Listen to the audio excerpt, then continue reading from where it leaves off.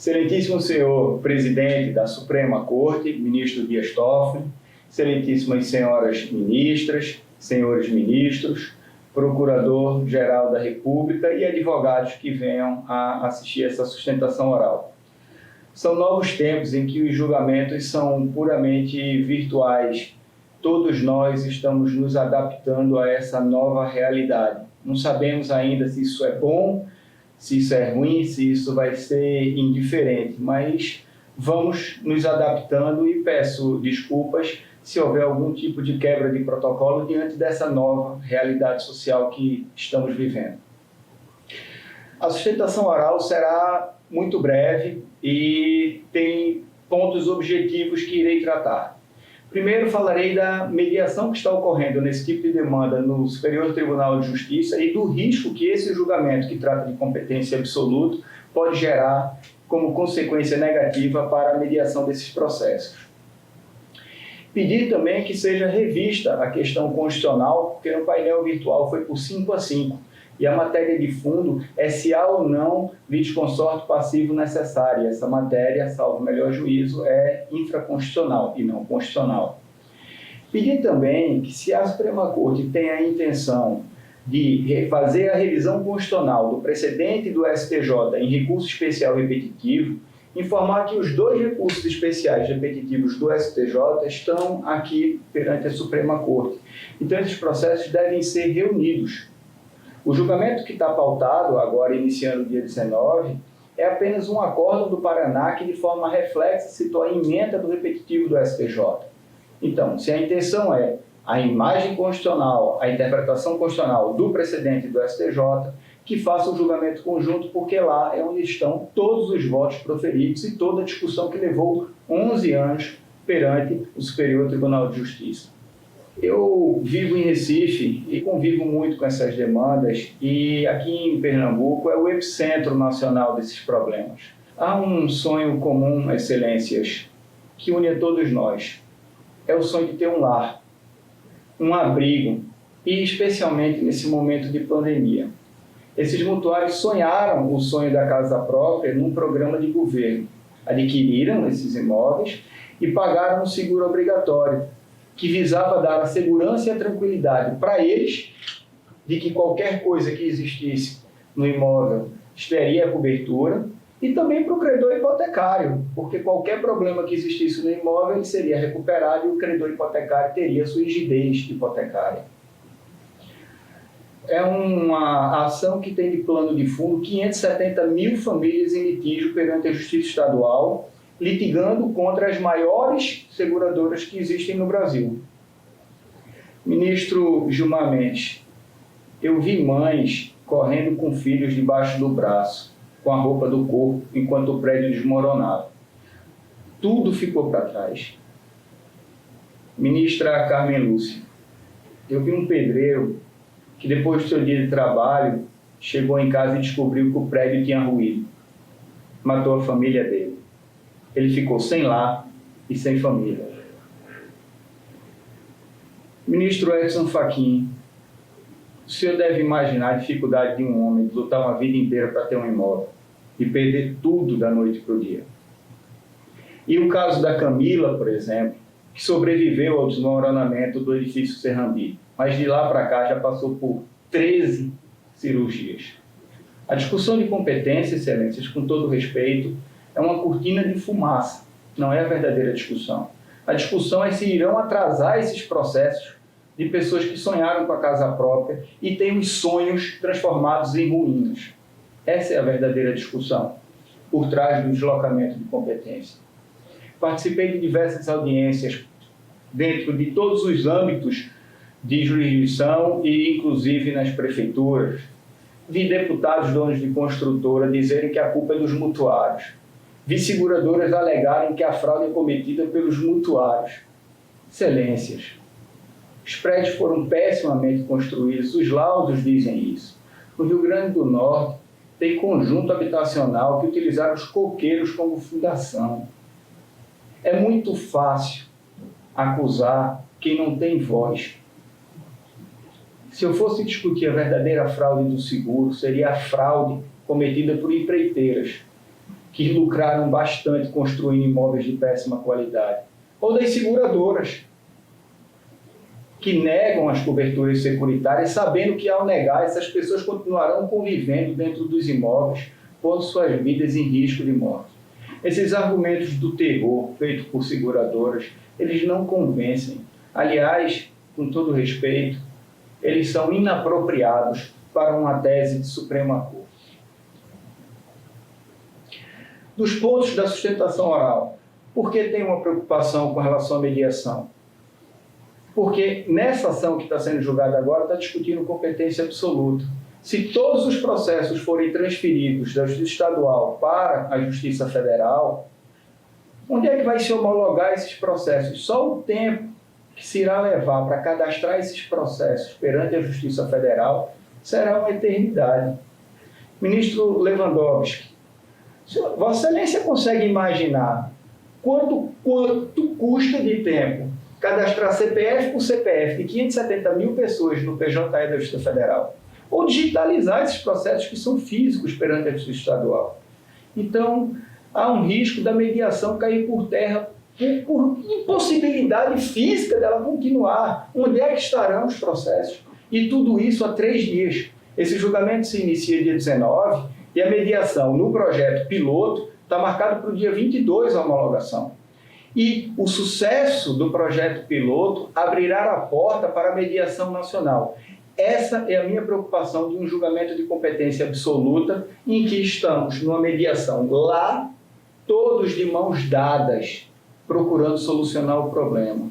Mas aqui, nesse julgamento, todos nós estamos entrincheirados, um lutando contra os outros, um tentando derrotar o outro.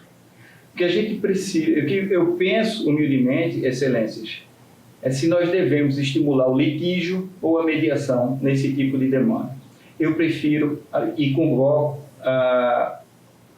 que seja ponderado se é o momento desse julgamento continuar, ao invés de se aguardar a homologação da mediação que está ocorrendo perante o STJ. Há um outro ponto também, que é a revisão da questão constitucional. Não me parece existir questão constitucional. Por 5-5 ela foi definida no painel virtual e se discute se a Caixa Econômica Federal deverá participar desse tipo de demanda e, em razão dessa participação, deslocar a competência. Vossas Excelências, no plenário, definiram uma situação idêntica. No seguinte caso, vícios na edificação de imóveis adquiridos através do programa governamental Minha Casa Minha Vida. Caixa Econômica Federal, litisconsorte passivo com consequente deslocamento de competência à Justiça Federal. O que definiram Vossas Excelências nesse caso? A controvérsia relativa à existência ou não de litisconsorte passivo necessário entre a Caixa Econômica Federal e a parte demandada, com consequente reconhecimento, então, da competência da Justiça Federal para julgar a ação, configura questão que envolve única e exclusivamente matéria infraconstitucional. Essa decisão foi plenária no RE 584-608. A situação aqui é exatamente idêntica. O que muda é que ali era no Minha Casa Minha Vida e aqui é no sistema financeiro da habitação. Então, peço humildemente que se reveja se há questão efetivamente constitucional. Há 2 precedentes do plenário que reviram esse posicionamento de afetação constitucional, um da relatoria do ministro Luiz Fux e outra do ministro Barroso, em que a Corte, na sua composição plenária, decidiram durante o julgamento de que a afetação virtual poderia ser revista e rechaçada perante o julgamento de mérito, e é o que peço. Agora, sobre o mérito da demanda. Se o seguro é privado ou se o seguro é público. Primeiro, não existe seguro público no Brasil e não existe seguro-obrais no Brasil. O fundo que protege os segurados chama Fundo de Equalização de Sinistralidade, é um fundo privado. A tese é de que esse fundo teria esgotado seus recursos e, então, o FCVS, que é um fundo público, teria assumido a gestão do seguro habitacional. Mas não é isso que ocorre por 2 fundamentos, Excelências.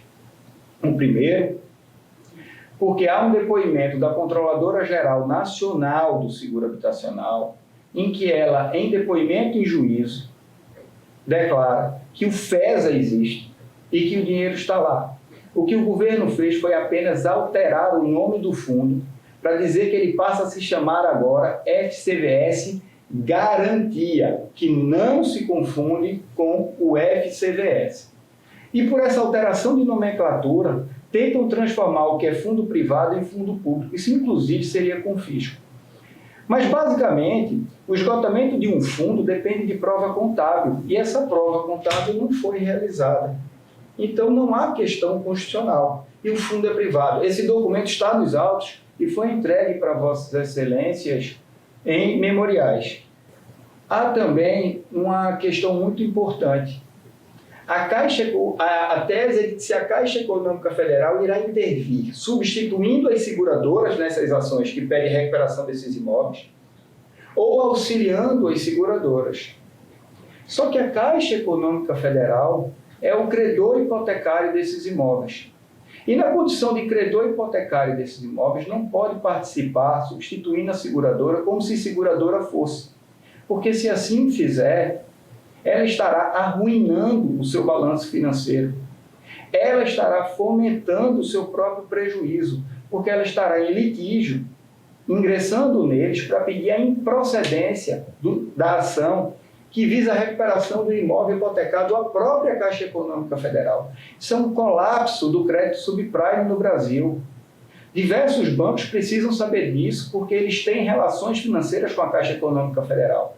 Então, há algo que impede ela de participar do polo passivo. É o fato dela ser a credora hipotecária desses imóveis.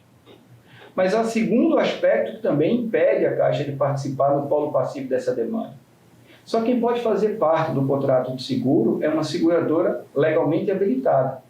A Caixa Econômica Federal não é seguradora, não tem previsão no seu estatuto social e nem tem autorização da SUSEP para funcionar como seguradora. E nem auxiliar as seguradoras, como se fosse o IRB, o antigo Instituto de Resseguros do Brasil. Então, por esses dois fundamentos, além dos demais, não é possível a Caixa intervir nesse tipo de demanda lutando contra seu próprio patrimônio financeiro. Peço ainda, caso se altere a jurisprudência sobre a matéria, uma jurisprudência de mais de 40 anos, que haja a modulação dos efeitos, para que não haja retrocesso processual. Há, excelências, inúmeras tutelas de urgência dos prédios interditados aqui em Pernambuco. Essas pessoas recebem os valores que são depositados no processo judicial, na conta judicial, vinculado ao processo que tramita na Justiça Estadual. Se o processo vai sair da Justiça Estadual e ir para a Justiça Federal, onde esses depósitos serão feitos? Então, essa é uma questão, mais do que jurídica, é uma questão de sobrevivência, que precisa ser modulada para que não haja um prejuízo da vida dessas pessoas. Outro ponto importante é que haja também o aproveitamento de todos os atos processuais praticados perante a Justiça Estadual, porque o custo econômico disso será absurdo para o próprio Poder Judiciário, mas para as partes. Peço também que esse custo de digitalização dos processos e de inserção no sistema, caso ocorra, seja sobre responsabilidade das seguradoras e da Caixa Econômica Federal. Elas que estão criando o deslocamento de competência e pleiteando a alteração dos precedentes. Então, deve ser dela esse custo enorme de digitalização e inserção desses processos perante a Justiça Federal. Ministros, eu vi aqui em Pernambuco pessoas morrendo do desmoronamento, da depressão e do suicídio, porque tudo que tinham na vida elas perderam. Peço, por favor, que não retirem o último fio de esperança que essas pessoas têm de terem um lar, especialmente nessa situação caótica que vivemos de pandemia.